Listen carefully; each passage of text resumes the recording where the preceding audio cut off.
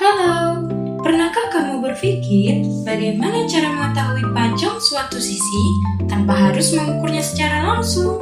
Pada video kali ini, kita akan belajar mengenai apa itu teorema Pythagoras. Kalau dengar kata Pythagoras, mungkin yang kebayang langsung itu rumus dan angka. Tapi sebenarnya Pythagoras itu sering muncul di sekitar kita tanpa kita sadari loh. Misalnya, sandwich. Jika dipotong menjadi dua bagian potongan, sandwich tersebut membentuk segitiga. Dan jika sudutnya tepat, bisa menjadi segitiga siku-siku. Nah, dari segitiga siku-siku inilah teorema Pythagoras bermula. Coba bayangkan sebuah pizza utuh, kemudian pizza tersebut dipotong menjadi 4 bagian yang sama besar. Jika kita mengambil dua potong pizza yang saling tegak lurus, maka bentuk yang terbentuk akan menyerupai sudut siku-siku. Dari potongan pizza ini, kita bisa membayangkan sebuah sudut siku-siku, yaitu segitiga yang memiliki sudut 90 derajat. Perhatikan segitiga siku-siku ini. Dalam segitiga siku-siku memiliki 3 sudut dan 3 sisi. Jadi, misalkan di sini ada sudut A dan sudut B, kemudian sudut C, maka penamaan sisi dapat kita lakukan dengan memperhatikan sudut di depan sisi tersebut. Sehingga di depan sudut C ini adalah sisi C, dan di depan sudut A ini adalah sisi A, dan di depan sudut B adalah sisi B. Lalu, apa itu teorema Pythagoras?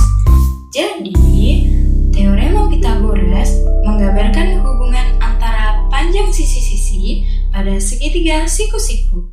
Teorema Pythagoras merupakan suatu aturan matematika yang dapat digunakan untuk menentukan panjang salah satu sisi dari sebuah segitiga siku-siku.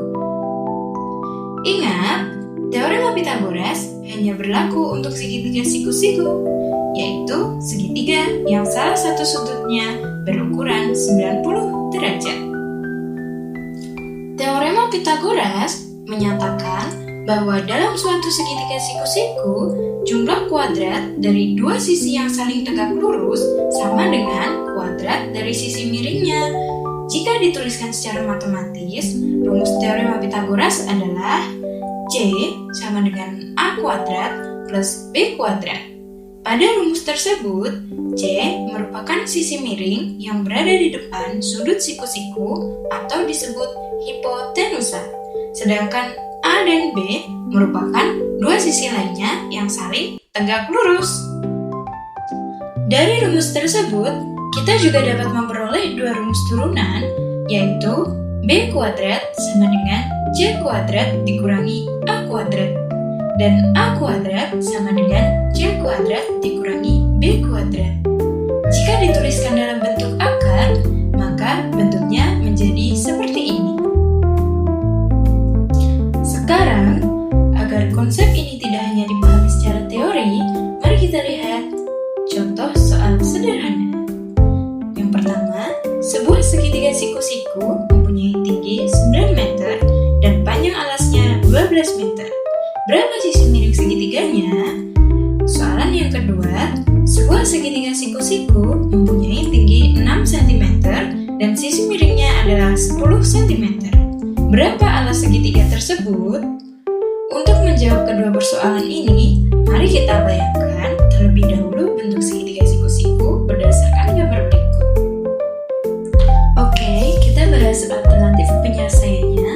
Pada soalan pertama, diketahui bahwa tinggi segitiga adalah 9 meter atau kita misalkan menjadi A. Kemudian panjang alasnya adalah 12 meter, kita misalkan menjadi B. Ditanyakan berapa sisi miringnya atau C. Nah, untuk menjawab persoalan ini, maka ilustrasi gambarannya akan menjadi seperti ini. Dari gambar tersebut, kita akan menggunakan rumus Pythagoras untuk mencari C, yaitu C kuadrat sama dengan A kuadrat ditambah B kuadrat. C kuadrat sama dengan 9 kuadrat ditambah 12 kuadrat. 9 kuadrat adalah 81 ditambah 12 kuadrat adalah 144. Maka C kuadrat adalah 225. C adalah akar dari 225. Sehingga C adalah 15. Jadi panjang sisi miringnya adalah 15 meter. Selanjutnya, pada soalan yang kedua, diketahui tinggi segitiga adalah 6 cm atau misalkan ini A. Kemudian sisi miringnya adalah 10 cm atau misalnya ini C.